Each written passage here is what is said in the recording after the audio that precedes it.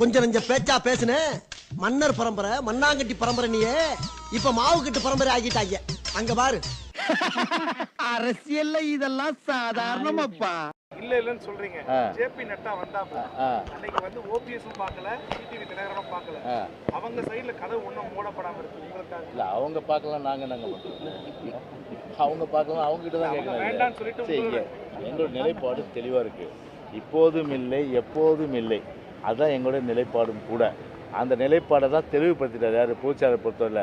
அதனால் நீங்கள் அதோட ஃபுல் ஸ்டாப் வச்ச பிறகு மீண்டும் மீண்டும் அதுக்கு வந்து அந்த கொஸ்டினே வர சான்சஸ் இல்லை. நீங்கள் ஏன் நட்டாவை வந்து ஓபிஎஸை பார்க்கல, டிடிவி பார்க்கலன்னா நீங்கள் ஓபிஎஸும் கேட்கணும், டிடிவியும் கேட்கணும். எங்கிட்ட கேட்குறீங்க? யார் அப்படின்னு யார் சொல்கிறா? அதிமுகவில் யார் சொல்கிறாங்கிற? ஜெயக்குமார் அண்ணன் தானே சொன்னார். ஜெயக்குமார் அண்ணா அப்படி சொல்லாமல் இவர் எப்படி சொல்லுவார் நீங்கள் எதிர்பார்க்குறீங்க? 40 தொகுதியிலையும் திமுக வெற்றி பெறும்னு அவர் சொல்லுவார். 40 ஒரு தொகுதியில் கூட அதிமுக வெற்றி பெறாங்கிறது நான் சொல்லலை, பொதுவான கருத்து. ஏன்னா அவங்களால ஒரு அணியே அமைக்க முடியல. அதிமுகவால் ஒரு அணியை கூட உருவாக்க முடியாதவர்கள் எப்படி வந்து 40 தொகுதியில் நிற்பாங்க? பாண்டிச்சேரியும் சேர்த்து 40 நிற்பாங்க, அதில் ஒன்றும் சந்தேகம் இல்லை. ஆனால் எங்கேயும் வெற்றி பெற முடியாது. எங்கள் அணி வெற்றி பெறும். ஏன்னா எங்கள் அணி பலமான அணி, கொள்கைபூர்வமான அணி. எங்கள் அணியில் எந்த குழப்பங்களும் இல்லை. எடப்பாடி விரும்புவது போலவோ அல்லது அண்ணாமலை விரும்புவதை போலவோ இந்த அணியிலிருந்து யாரும் விலகி நிச்சயமாக எங்கேயும் போக மாட்டாங்க. இங்கே தான் இருப்பால் எங்கள் அணி வெற்றி பெறும். வருகின்ற நாடாளுமன்ற தேர்தலில் தேசிய கட்சியுடன் கூட்டணி இல்லை. வருகின்ற நாடாளுமன்ற தேர்தலில் தேசிய கட்சியுடன் கூட்டணி இல்லை அதிமுக. இன்னைக்கு வேற எடப்பாடி பழனிசாமி இப்ப பார்த்தேன் ஹோட்டல்ல, எந்த தேசிய கட்சியுடன் கூட்டணி இல்லை, நாங்களும் இந்தியாவை காப்பாற்றுவோம். எனக்கு ஒன்றும் புரியல. முள்ளு முனையில 3 குளம் வெட்டி வச்சேன், 2 குளம் பால், 1ல தண்ணியே இல்லை. தண்ணியெல்லாம் குளத்துல மண்ணெடுத்தவன் 3 பேர், 2 பேத்துக்கு காலு கிடையாது, ஒருத்தனுக்கு கண்ணு, இப்படி சொல்லிட்டே போவான். தேசிய கட்சியோடு கூட்டணி இல்லையா, ஆனா அவர் இந்தியாவை காப்பாத்து வரான். இது எந்த ஊர்ல லேகி வித்தன்னு தெரியல. நீ எனக்கு ஒன்றும் புரியல.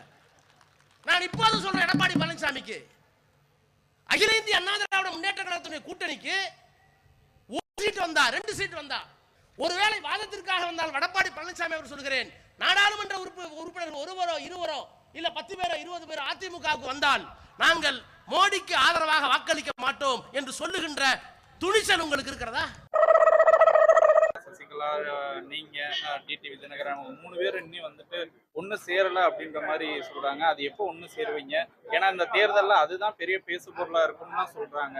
அதுக்கான வாய்ப்பு இருக்குமா? உங்களுடைய ஆசை நிறைவேறும். இந்த நாடாளுமன்ற தேர்தலில் அதுக்கான சாத்தியக்கூறுகள் இருக்குதா? இருக்கு மட்டும் உறுதியாக நம்புறேன். இப்ப பெரும்பாலும் எல்லா கட்சிகளுமே பாஜக தவிர்த்துட்டாங்கன்னு சொல்றாங்க. உங்களை எடப்பாடி கூட அவங்களை தவிர்த்துட்டாங்க. எங்களை பொறுத்தவரை பாரதிய ஜனதா முழுமையாக ஆதரிக்கிறோம். ஏன்னா 10 ஆண்டுகள் ஒரு சிறப்பான ஆட்சி இந்திய திருநாட்டுக்கு தந்திருக்கிறார்கள் என்பதிலிருந்து நாங்கள் உறுதியாக ஆதரிக்கிறோம். எந்தவித மாற்று கருத்துக்கும் இடமில்லை. அதாவது அம்மாவின் தொண்டர்கள் அனைவரும் ஒன்றிணையணும் என்பது தான் எங்களுடைய கருத்து. அதை தான் அவரும் சொல்லியிருக்காங்க. இபிஎஸ் சொல்றதுக்கெல்லாம் நான் பதில் சொல்ல முடியாது. அதுக்கு தமிழ்நாட்டு மக்கள் பதில் சொல்லுவாங்க. இப்போ நான் எம்எல்ஏ ஆகணும், நீங்கள் எம்எல்ஏ ஆனோன்னு கணக்கு கேட்குறீங்களே. எம்எல்ஏ ஆன தேதியில் எவ்வளோ உன்னுடைய வரவு, எவ்வளோ செலவு, உன் குடும்பத்தாரனுடைய சொத்து எவ்வளோன்னு விளவும் கேட்குறீங்களே. அதற்கு பிறகு ஆட்சி முடிஞ்ச பிறகு அதிகமாக சேர்த்தா டிஸ்ப்ரப்போர்ஷனட் கேஸ் என்று போட்டு வழக்கு போடுறீங்கள. ஆனால் அதே போல் கவர்னர்லாம் கூட விட்டுடலாம்.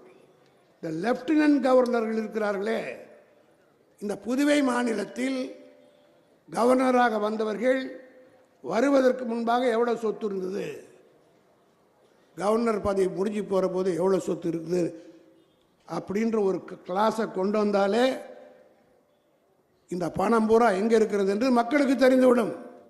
கொஞ்சம் நஞ்ச பேச்சா பேசுன மன்னர் பரம்பரை மண்ணாங்கட்டி பரம்பரை நீயே இப்ப மாவு கட்டு பரம்பரை ஆகிட்டாங்க. அங்க பாரு. அரசியல்ல இதெல்லாம் சாதாரணமாப்பா. உடனுக்குடன் செய்திகளை தெரிந்து கொள்ள சன் நியூஸ் பெல் ஐகானை கிளிக் பண்ணுங்க.